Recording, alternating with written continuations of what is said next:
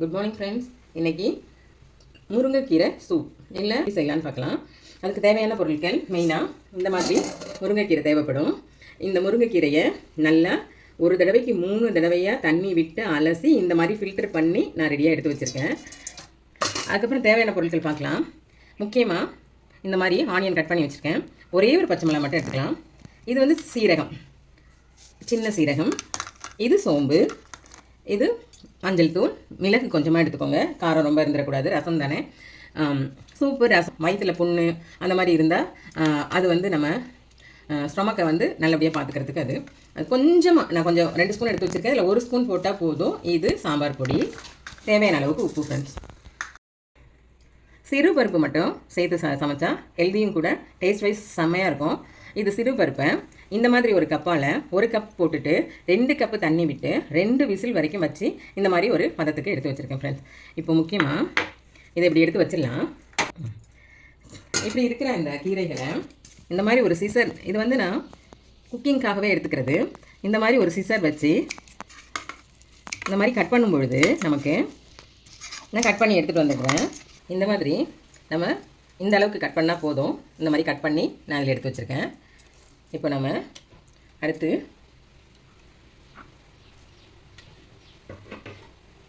இதுக்கு முக்கியமாக அரைக்க வேண்டிய பொருட்களை பற்றி இப்போ பார்க்கலாம்.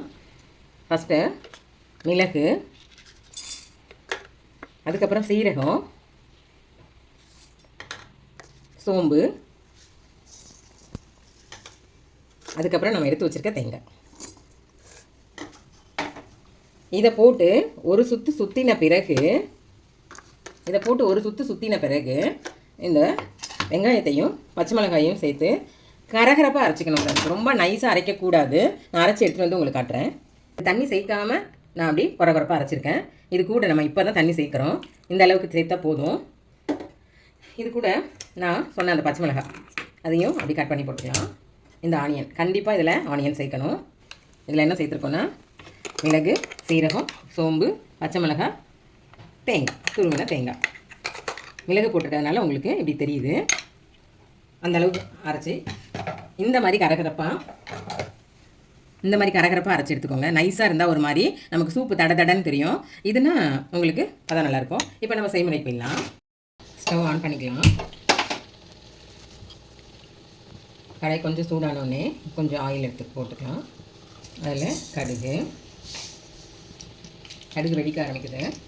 அது கூட கொஞ்சம் காஞ்ச மிளகாய், ஒரே ஒரு காஞ்ச மிளகாய் மட்டும்தான். ஒரே ஒரு பச்சை மிளகாய் சேர்த்துருக்கேன்.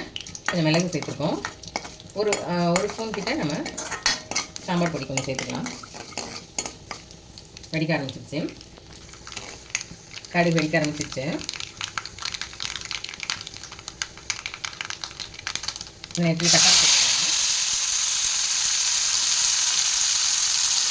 இதில் சாம்பார் பொடி வந்து இந்த சின்ன ஸ்பூன் தான், அவ்வளோதாங்க போட முடியும். அது ரசம் மாதிரி தான் இருக்கும். அதுக்கப்புறம் நான் எடுத்து வச்சுருக்கிறேன் மஞ்சள் தூள். இது கூட நம்ம எடுத்து வச்சுருக்கிற கீரையை சேர்த்துக்கலாம்.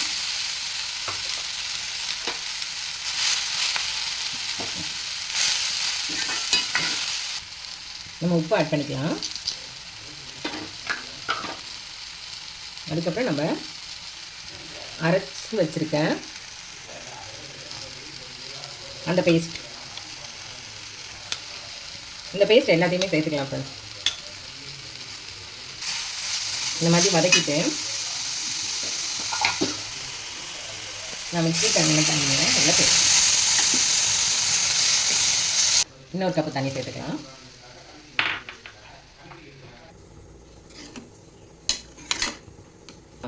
கீரையை வந்து எப்பயுமே மூடி வச்சு வேக வைக்கக்கூடாது.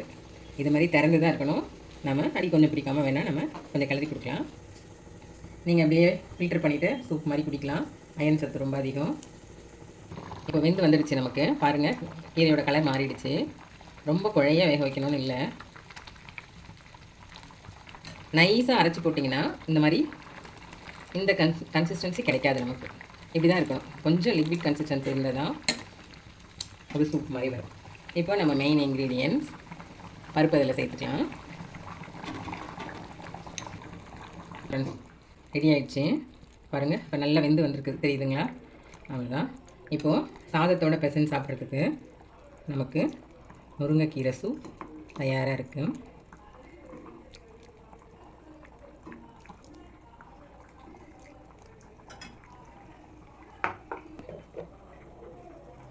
கொஞ்சம் கீ ஆட் பண்ணும். முருங்கைக்கீரைக்கு அது ஒரு பெஸ்ட் காம்பினேஷன். இந்த மாதிரி நம்ம தண்ணி ஆட் பண்ணிட்டோம்னா இந்த மாதிரி ஒரு கன்சிஸ்டன்சி நமக்கு கிடைக்கும். இது வந்து நம்ம சாதத்தில் ரசம் மாதிரி பிசைஞ்சு சாப்பிட்றதுக்காக, இல்லைன்னா ஃபில்டர் பண்ணி சூப் மாதிரி குடிக்கிறதுக்காக. இது எப்படி இருக்குன்னு பார்ப்போம். எப்படி இருக்கும் ஃப்ரெண்ட்ஸ்? இது சூப் மாதிரி குடிக்கிறதுக்கு. சூப்புனாலே கண்டிப்பாக நம்ம எப்போவுமே சேர்க்குறது தான்.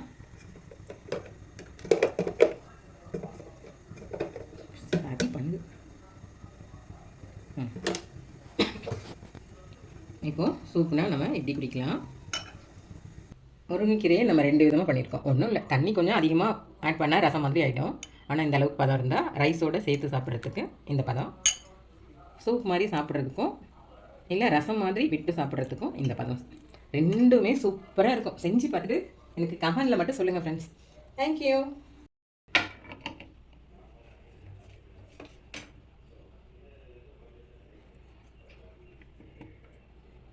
அவ்வளோதான் ஃப்ரெண்ட்ஸ். நம்ம அப்படி கலந்து ஒன்றும் வேணாம் ஃப்ரெண்ட்ஸ், ஒரு அப்பளமும் இந்த மாதிரி மாங்காயோ மாம்பழமோ விட்டு சாப்பிட்டிங்கன்னா சூப்பராக இருக்கும். ஃபுல்லாக கட்டு தட்டை. ஓகே ஃப்ரெண்ட்ஸ், பாய்.